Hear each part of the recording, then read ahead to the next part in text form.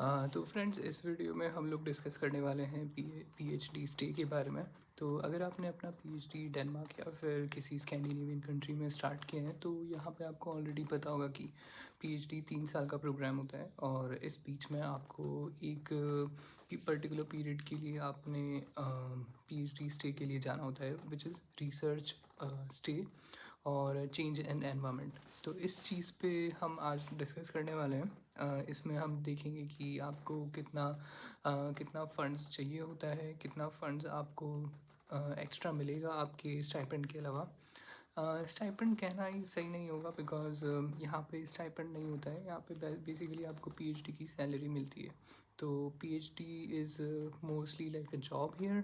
तो अगर हम डिस्कस करें तो स्टार्टिंग से मान लीजिए आपने अपना पीएचडी 1 जनवरी को स्टार्ट किया। 1 जनवरी से 31 दिसंबर उसी साल के आप 1 साल कर लेंगे अपने पीएचडी के। इस बीच आपके कोर्स क्रेडिट्स पूरे हो जाने चाहिए मोर और लेस।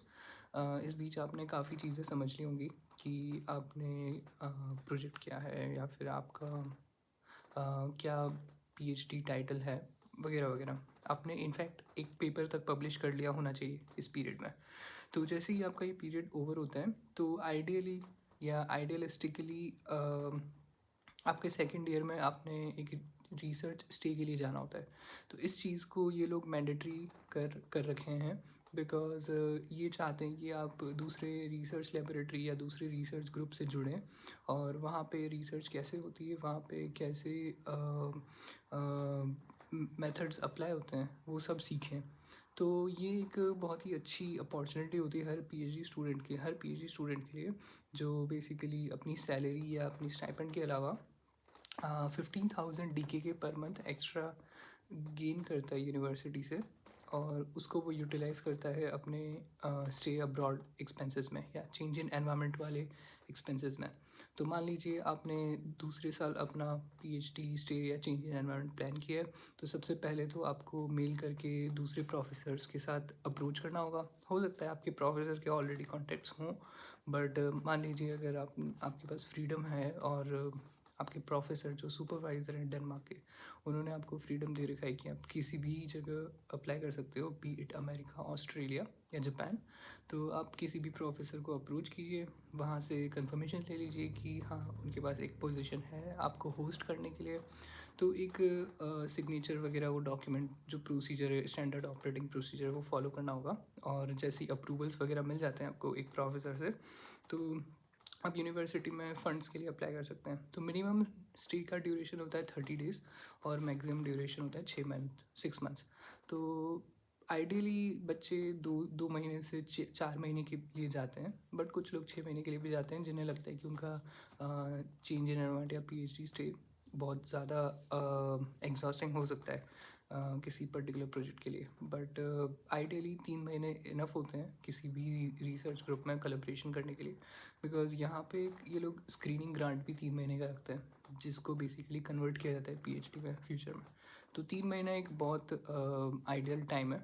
इस बीच में आपको सारा आइडिया लग जाता है बेसिकली कि क्या रिसर्च होता है उस ग्रुप में, कैसे वो फ्यूचर कोलैबोरेशंस के लिए यूज़फुल है वगैरह वगैरह। तो मेरा मानना है कि आप सबसे पहले तो अपने सोर्सेज इकट्ठा कीजिए, कहाँ पे आपने जाना है अपने पीएचडी स्टे के लिए। अपने प्रोफेसर से और जो होस्ट प्रोफेसर है उनसे कंफर्मेशन ले लीजिए। जैसे ही ये मिल जाता है आप फंडिंग के लिए अप्लाई कर दीजिए। तो कुछ बातें आपको ध्यान में रखनी है, जैसे कि आपकी सैलरी के साथ साथ आपको 15,000 डीके के डेनिश क्रोन पर मंथ आपको मिलते हैं। फिर वो 6 महीने के लिए मिलेंगे आपको और 15,000 मैक्सिमम कैपिंग है, उससे कम भी हो सकता है। बट 15,000 आपको अगर जस्टिफाई करते हो तो मिल जाएंगे। दूसरी चीज़, आपको 1 महीने से लेकर 6 महीने तक मिनिमम है, 30 डेज़ मिनिमम है और 6 महीने मैक्सिमम है। इस पीरियड में ही आपको प्लान करना है। और तीसरी चीज़ आपको ये प्लान करनी है कि अगर आपके पास साथ फैमिली है तो आपको फैमिली के लिए अलग से एक्सपेंसेस नहीं मिलेंगे। आपको आपको ओनली अपने लिए एक्सपेंसेस मिलेंगे और वो भी एक्सपेंसेस एयर टिकट और रेंट वगैरह के लिए। आपके फूड और ट्रैवल तो वैसे भी आप डेनमार्क में होते हुए आप खुद ही कर रहे हो, राइट? तो मोर और लेस ये बेसिक और रफ स्केच है आपके चेंज इन एनवायरनमेंट के डिस्कशन को लेकर। तो अगर कुछ क्वेश्चंस होते हैं तो आप प्लीज़ कमेंट कीजिए, और thanks for watching the video. Bye bye.